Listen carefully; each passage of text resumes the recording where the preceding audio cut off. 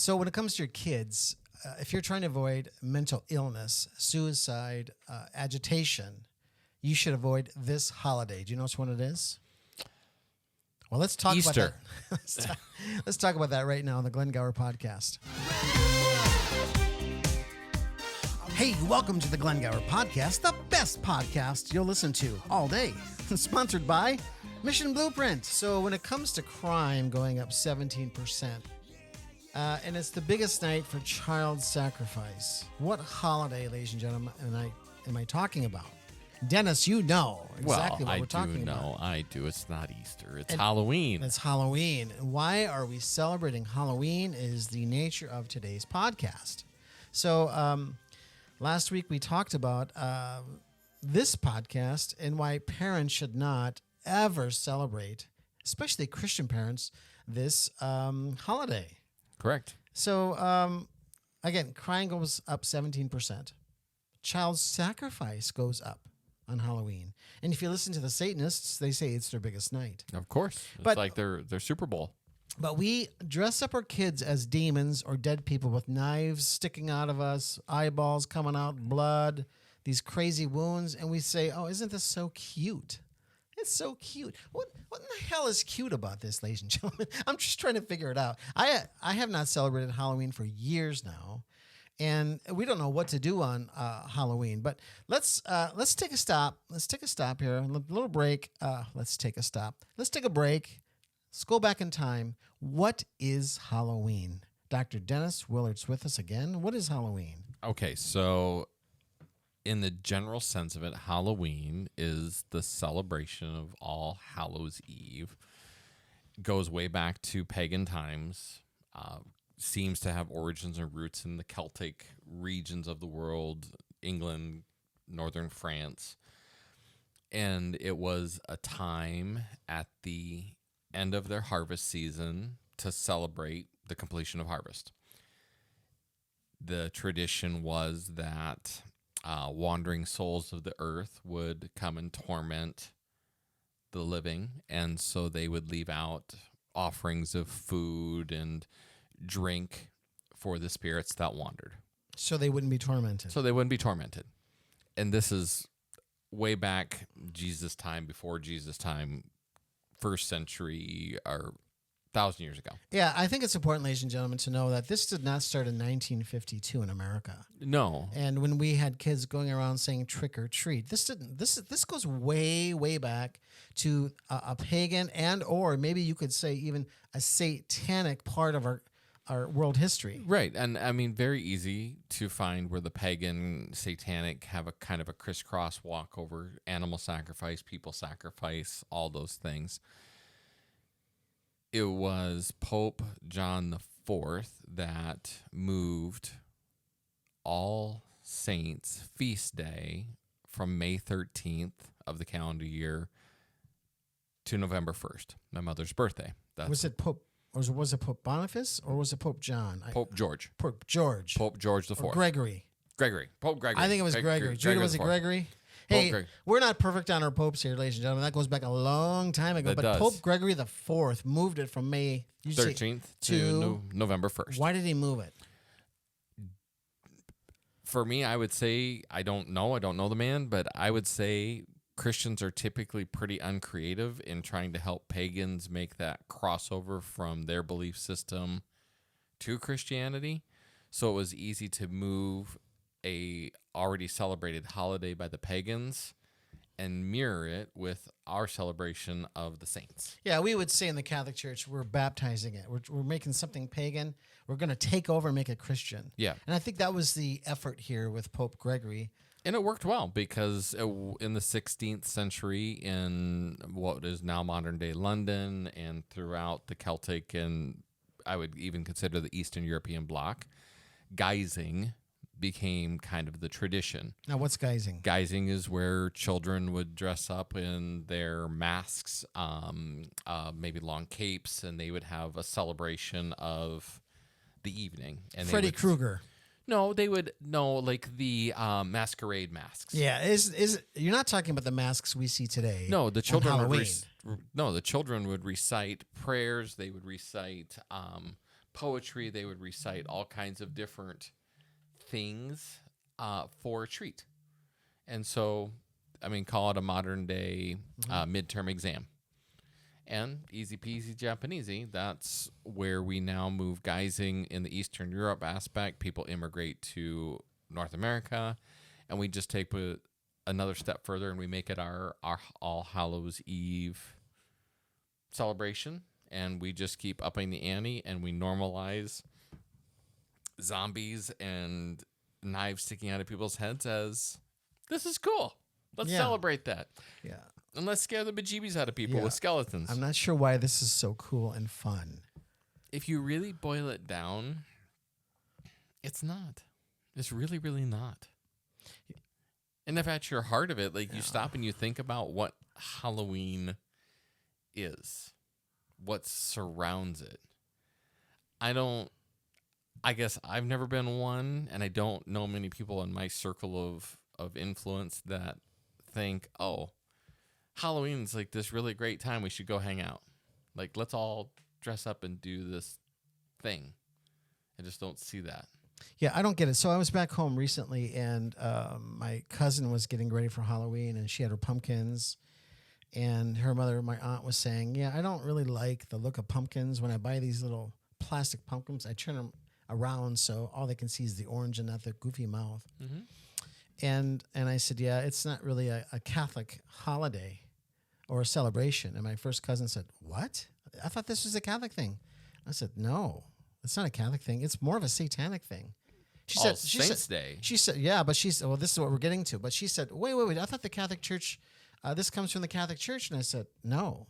So there is a confusion between Halloween and All Saints Day. So let's make a distinction. In the Catholic Church, when you celebrate a major feast, or if you want to go back to the Jewish tradition, and we talked about this last week, I think. Mm-hmm. Very briefly. You know, when does the Sabbath start?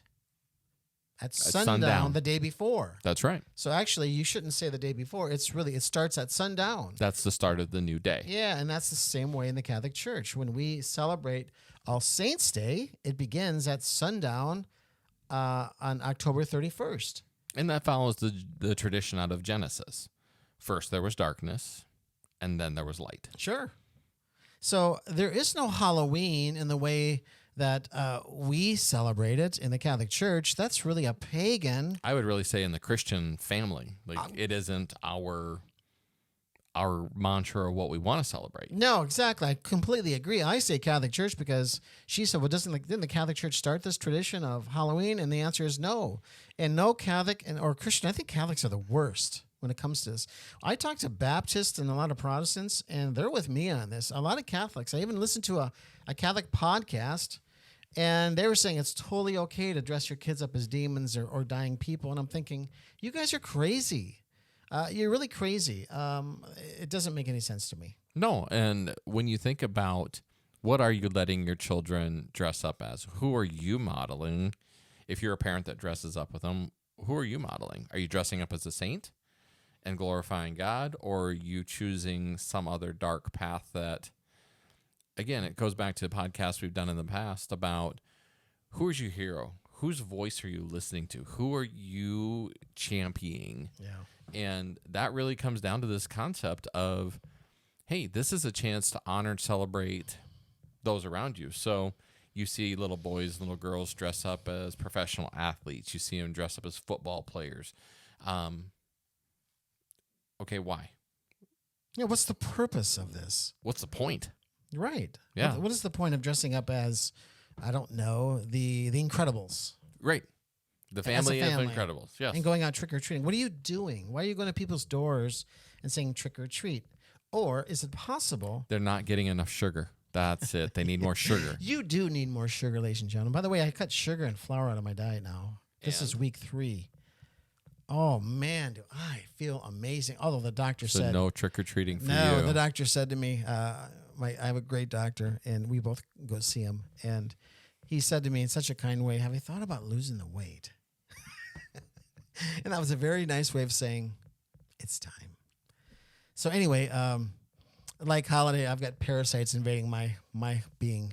Well, and I mean, think about Halloween. It's what a way to invite parasites into your home. All right, so ladies and gentlemen, don't take it from us. You got to do your own research and just think about it. Think about, as a Christian, why are we dressing up as dead people or zombies or demons and going door to door to show people how ugly we are? Does that make sense? Doesn't that go against one of the transcendentals of God is truth, beauty, and goodness? I would challenge anybody who, because Brookings is known, our region is known for the haunted house. Oh, of course. And if you're giving more money to the haunted house in the next 4 weeks than you're giving the church, maybe that's telling you where you're investing your soul. That could be a problem. I'm not saying you're condemned to hell, but that could be a problem for you. You have to pay to get into the haunted house. You don't have to pay to get into church. That's exactly right. Although some churches want to know how much money you make a year. Not my church. Yeah, Is your church? There's very few. No, but I actually went to a Protestant church and they wanted me to fill out a card, and then they had annual salary. It's like, wait a second. We just got a black box on the wall that says, pay, just donate what you can. Donate what you can. So don't take it from us. Let's take it from some other authorities. Listen, ladies and gentlemen, to what Mother Angelica says about this. We have another call. Hello? Hello, Mother. And what is your question? My question is, Mother, if Halloween is seen as such an evil thing, why do some Catholics celebrate it? Ignorance, I suppose. I could call it something else, but I won't. I think they have kind of bought the world. And they put on the most atrocious, hideous costumes. Have you noticed in the stores now, there's a lot of terrible faces, demon faces and demon masks, and they know whose feast it is. Yeah, the Satanists, that is their one-day feast a year. And they do terrible things. Our sisters stayed in chapel all night, 2 at a time, to make reparation for all the horrible, horrible things that went on in every city in the whole world last night. Because of the awesome power of Satan. And that's why in the Eve of All Saints, we shouldn't have our children going around looking like vampires and demons, you see. You say, why do Catholics do that? I have a hard time with why Catholics do a lot of things. Choose abortion, birth control, drink, smoke to excess. Just a lot of things. See, it only tells me at some point in their life they have not learned how to be a Catholic, how to live your Catholicity. So as you see, Mother Angelica, I think she carries some weight, even though she's dead. Look at the ministry that she put together. Incredible. She thinks if you're celebrating Halloween, you're really of the world and not of the body of Christ. You have the mindset of the world and not of Christ. I mean, it's pretty clear to me. There's no other celebration that is more obvious to me than Halloween, that you should not partake in it, okay? So you don't like Mother Angelica. Maybe you don't like her, the way she looks, the way she sounds. Maybe you don't like her theology, which is really Catholic in essence. And you would agree with most of everything she says. There's maybe a couple absolutely. things you go, I can't go that far, and that's fine. But generally, you would agree with her. Now, how about maybe we should call on an exorcist. Now, do you know what an exorcist is? He's the guy that plays tic-tac-toe, right? I don't know what X's you're... and O's. Is that funny? I don't know. I don't thought know. so. It might be funny. I'm just either it's funny or I'm not getting it right now. But an exorcist is a Catholic priest or bishop who exorcises humans who have demons picking on them, but particularly demons who have grabbed on. So you think about the spiritual world, the supernatural world. And this is, ladies and gentlemen, where a lot of you don't actually believe it. I mean, you believe the words and you believe our tradition, but you don't actually believe demons exist. And if you're one of those who don't believe in demons, ask the Lord to reveal that to you. Ask the Lord to show you. Do demons really exist? I've told this story years ago, podcasts ago, not years ago, but years ago, of a Catholic priest who was at a a weekend seminar with another priest called Father John Karapi. And Father John Karapi was talking about the demonic. And, well, this other priest came on later and said demons don't exist. So what Father Karapi did is said, Lord, show him tonight that demons exist. At about 3 a.m, this priest who was teaching that demons don't exist started screaming in his hotel room because he saw a demon. So I'm speaking to you, ladies and gentlemen. I think you think, yeah, demons exist, but I think some of you think it's more of a myth, right? This story Where did that these happened years ago. ideas for a Halloween costume come from? Yeah. I mean, what the mind perceives, Yeah, and again, I don't know how this is fun to do, but anyway, gosh, where was I? You're gonna have the exorcist speak. Oh yes, exorcist. Not your fault. I got caught off guard. But the exorcist. What do exorcists actually say about this? So there's a priest by the name of Father Gabriel Amorth. He has exorcised, they think, about 70,000 people who were possessed. Now, we're talking about full possession. When it comes to possession, there's really a few stages. One, a demon starts picking on you, right?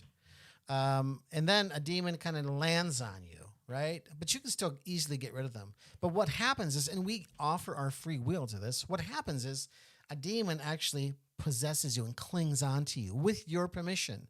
Now, nobody says, demons, you have permission to come into my body as a host. I would be the host. Nobody says that. But what we do say yes to is drugs, alcohol, adultery, or premarital sex. And we keep going down those roads more and more and more. And over time, you have given up your soul for a demonic presence or a demon to, and not just Satan himself, there's thousands and thousands of demons to land on you and take up your throne here where God's supposed to be. So Father Gabriel Amorth, this is what he says. He said, Halloween is really a spiritual gathering presented as a form of game, and that is the equivalent of singing hosannas to the devil. Yep, that sounds about right. That sounds about right. So he is saying what, ladies and gentlemen? He's saying Halloween is, it's a type of mass or a type of worship service where you're not worshiping God, but it's like singing hosannas to the devil. It's his day. And if you can't see that it's his day, then there's something wrong here. There's something wrong spiritually with you. Well, we talk very briefly about this again the last couple of weeks of if Christ and the Lord is the burning bush, if it's the bright light, every time we exercise one of these mortal sins or one of these sins that we choose to turn our back to the fire, we choose to not acknowledge that it's a breaking of God's commands, we just move further from that light. And if you don't have the heat and the warmth of Christ and the glory of God in your life, you just become prey for the darkness to cling on to you, whether it's picking on you, landing on you, and outright just sticking to you. You can remove it. You just got to come back to the light. But coming back to the light means you got to say no to this world. You got to say no to these things that don't make sense. So you got to wake up. Wake up and think about what you're doing before you do it. Yeah, he goes on to say that to celebrate Halloween is to celebrate the devil. Now, who would, in their right mind, give any credence or credit or celebration or hosannas to the evil one? Who would do that? Agnostics that don't really believe one way or the other. So it's not going to hurt anything. It's okay. It's fine. You and Glenn, you're so extreme. I'd rather be on this side than the other side. I have a friend who told me, but we're not doing anything wrong. I mean, we're just dressing up as, what are we doing this year? Superheroes this year. And we're going out as a family and trick-or-treating. But I think, brothers and sisters, if that's you, you are playing with fire because you are celebrating or entering into a celebration which does indeed have increased crime, increased child sacrifice. And what is the good of trick-or-treating? Do you need more candy? I mean, what are you really doing? Again, we're saturated with candy. You don't need more candy. Is it fellowship that you're looking for? I mean, you're going to someone's door for a minute and getting free candy. I mean, again, I'm okay with some practices, but why are we doing it? again, there should be a purpose or a point to it, and there seems to be no point whatsoever. No, and it starts off innocently enough as our children, our young ones. But then our older children, they want to stay with this tradition that we've created. And where does that lead for them? Nights of drinking, alcohol, drugs. I know parents out there will have Halloween parties for their teenagers and invite handfuls of them to come to their house and have a safe party where they can be naughty, for lack of a better expression for it, and just condoning that activity. Why? You're just, as a parent, if you're not got your head on and seeing what's happening, you're just saying, here, take my kid. God bless you, but good luck. No, it doesn't make any sense. It really doesn't when you start picking it apart. But I'd love to hear from anybody who says it does make sense and how it makes sense to them, because, hey, I've been wrong before. I've got an open mind. Maybe I'm misreading the cues here. Yeah, ladies and gentlemen, are we missing the mark here? And what are we missing here? Is it just a simple holiday where it's just pure fun? Or again, it's either, to me, there's, in the early church, they talked about there's two ways, the way of light or the way of dark. You're either going to heaven or you're going to hell. And there's no other way. And you can't have 1 foot in the dark and 1 foot in the light. I don't believe it.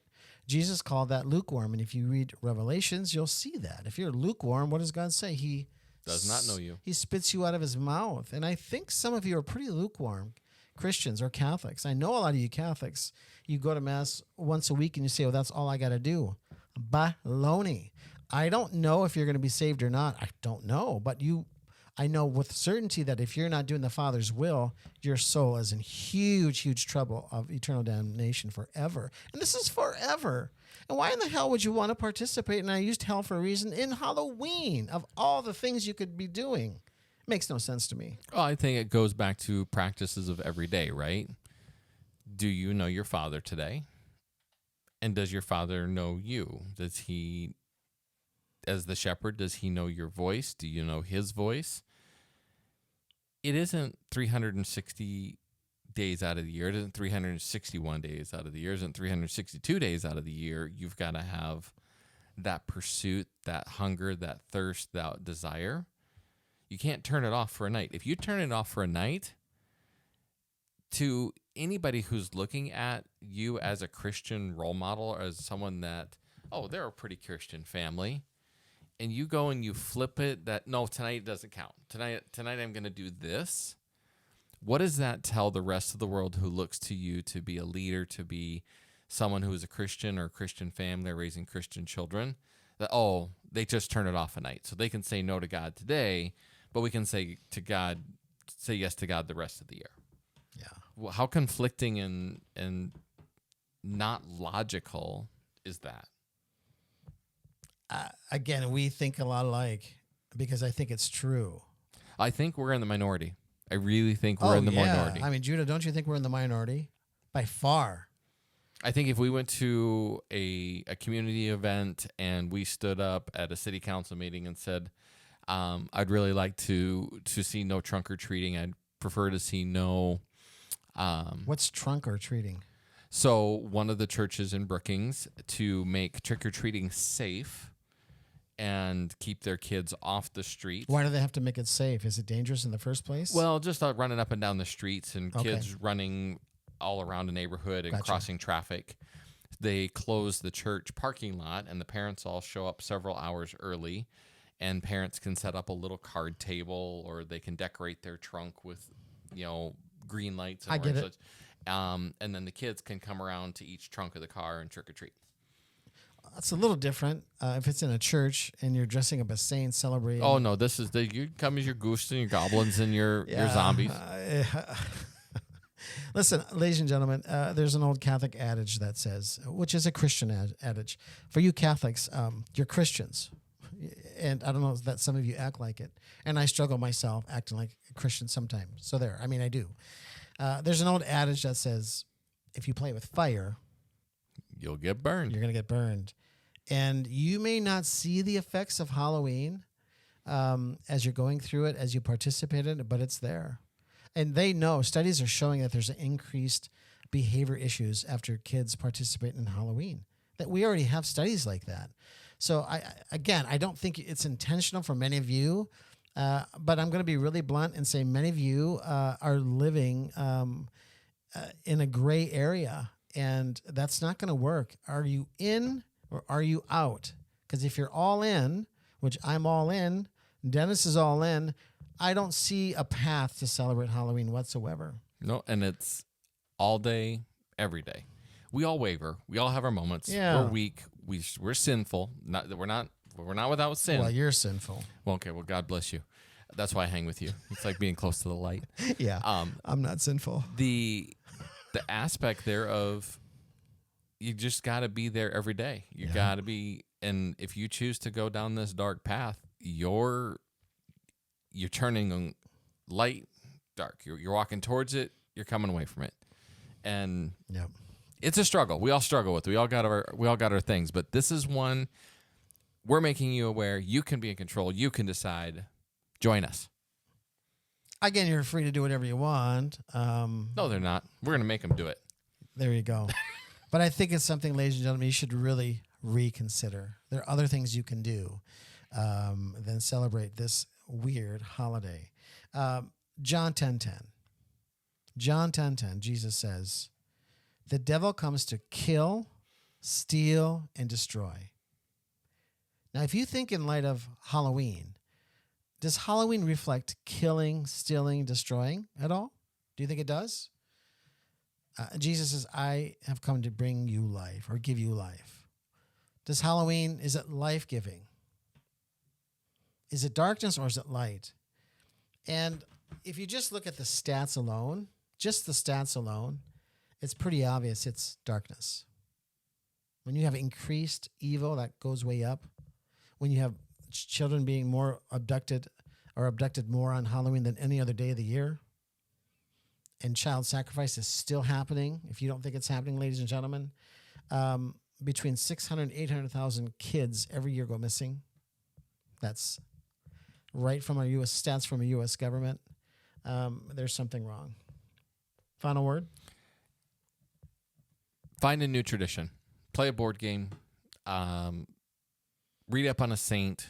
For us, you asked me last week, what do we do for Halloween? Well, we eat birthday cake because it's the celebration of my mom's birthday. She's born on November 1st.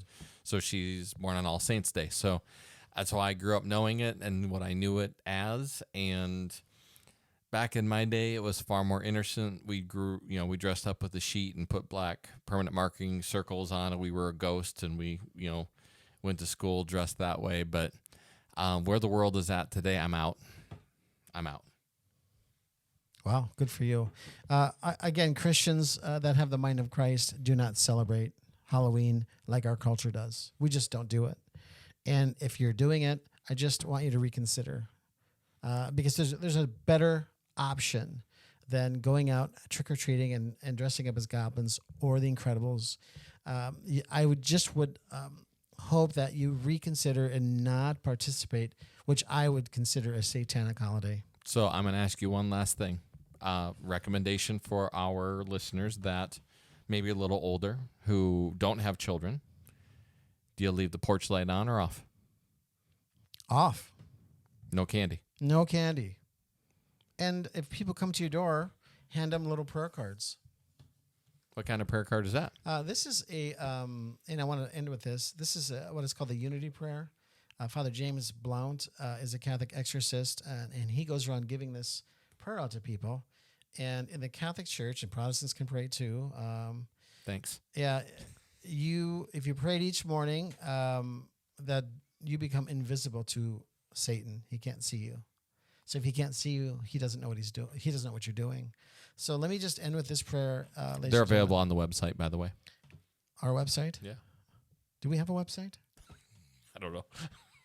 So here's the prayer. Let us pray. In the name of the Father, Son, and the Holy Spirit. My adorable Jesus, may our feet journey together. May our hands gather in unity. May our hearts beat in unison. May our souls be in harmony. May our thoughts be as one. May our ears listen to the silence together. May our glances profoundly penetrate each other. May our lips pray together to gain mercy from the eternal Father. Amen. Amen. So next week, we're going to talk about, do you remember? I don't. We're going to talk about, hopefully we have Pastor Matt coming with us Oh, yeah. to talk about the occult Yeah, and activity some of in his our experiences. communities. Yeah. All right. So, ladies and gentlemen, remember, you are loved, and may God strengthen the bars of your gates. Hey, thanks for listening to the Glen Gower Podcast, sponsored by Mission Blueprint. Mission Blueprint is a nonprofit ministry started by Glenn and Jamie to sanctify the family. Our income is donation-based, and we need your help. Please support us financially by going to www.mission-blueprint.org and be a part of our financial team. Thank you, and may God strengthen the bars of your gate.